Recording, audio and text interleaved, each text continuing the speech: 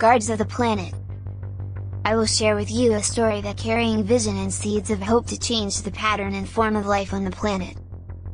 Once upon a time, humans had become a destructive force on the planet.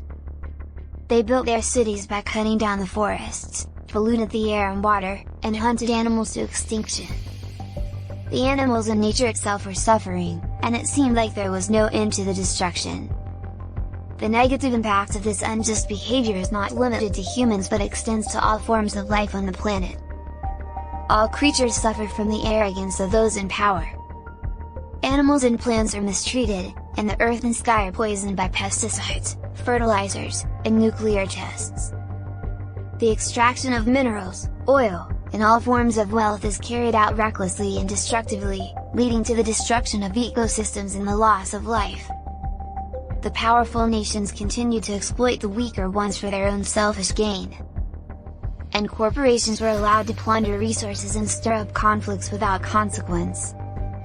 The planet suffered under the weight of human arrogance, as animals and plants were mistreated, and the environment was poisoned. Human beings had created a system that perpetuated exploitation, inequality, racism, and corruption. The powerful countries of the world were exploiting weaker nations, using their resources and wealth to fuel their own greed and gain.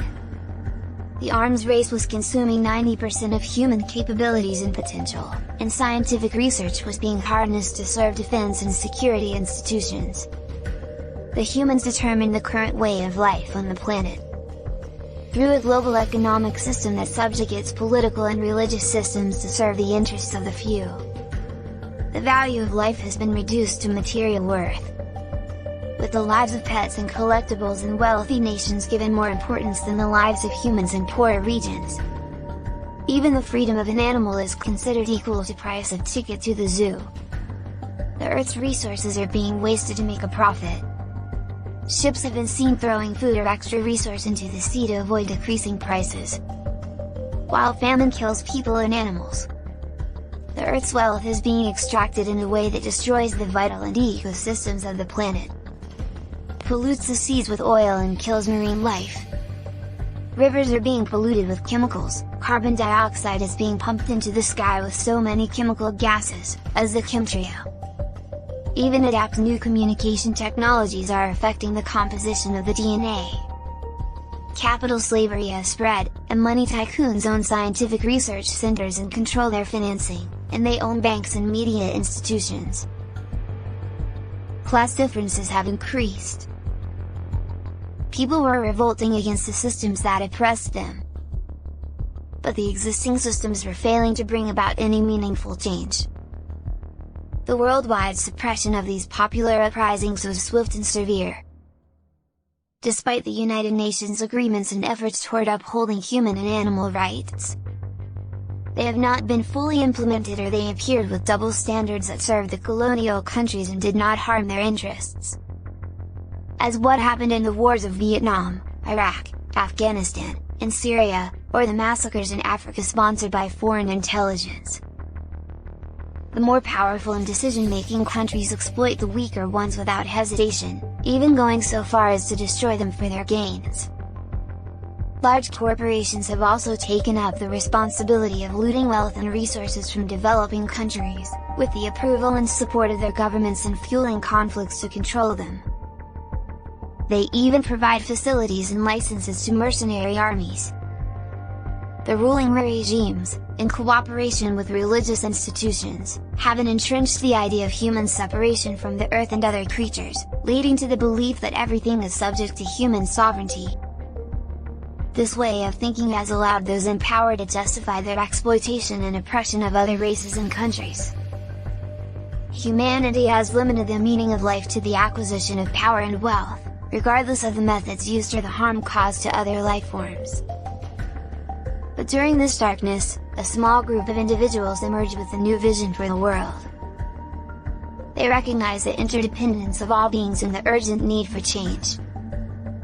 Group of individuals who started this movement did not seek power or fame.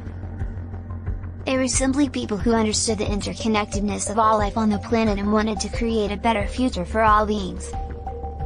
They become the guards of the earth, and their message was one of hope and unity.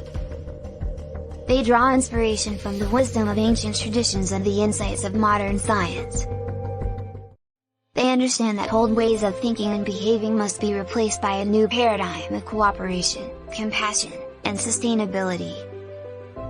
They work to educate themselves and others about the importance of living in harmony with the land. And have challenged the power structures responsible for the world's problems. They came from all corners of the world, speaking different languages and belonging to different cultures. But they shared a common vision, a world where all beings lived in harmony and peace. They became more aware of the energy field which connects all forms of existence together. They knew that humans were not the masters of the earth, but mere caretakers. They believed that the earth was a living being, and that every tree, every river, every animal was a precious part of it. So they began to spread their message, using the power of words and images. They wrote poems that celebrated the beauty of nature, painted murals that depicted the interconnectedness of all things. Also shared stories of people who had found ways to live in harmony with the land. They used social media to connect with people around the world, sharing their message in different languages and using art and music to break down cultural barriers. They organized festivals, workshops, and rallies, bringing people together to share ideas and learn from one another. The message was simple: the sacred exists in everything, and it is not allowed to oppress or mistreat any being. This idea resonated with people all over the world, and slowly but surely, their message began to spread. They built alliances with other movements, such as indigenous rights, animal welfare, human rights and environmental protection. They were no longer alone, but part of a global movement for change. They reached out to the animals, trees, and river, asking for their help. To their surprise, the animals and nature were willing to join and support that vision. Together, they organized a revolt against that system. The trees and river provided a lot of information, shelter, food and water, while the animals shared and used their intelligence and strength with humans to spread the message. People started to see the world in a new way as a precious thing that needed to be protected and cherished. They began to understand that the earth was not a resource to be exploited, but a partner to be respected. Their efforts did not go unnoticed. Slowly but surely, their message began to spread, and more people started to join their cause. As the snow melted and the first signs of spring appeared, the world was still far from perfect. But the seeds of a new way of being had been planted. With belief that we can create our reality, people lived in more harmony with the land, respecting its rhythms and cycles. They celebrated the diversity of life and worked together to ensure that every being had a place under the sun. Years went by and the earth thrived under this new system. The animals, trees, and river were happy, and humans felt a sense of purpose and fulfillment they had never experienced before. They knew that they had made the right choice in organizing the revolt and replacing the old system with a new one that protected and saved all life on Earth. What happens in this dimension, reflected on other dimensions.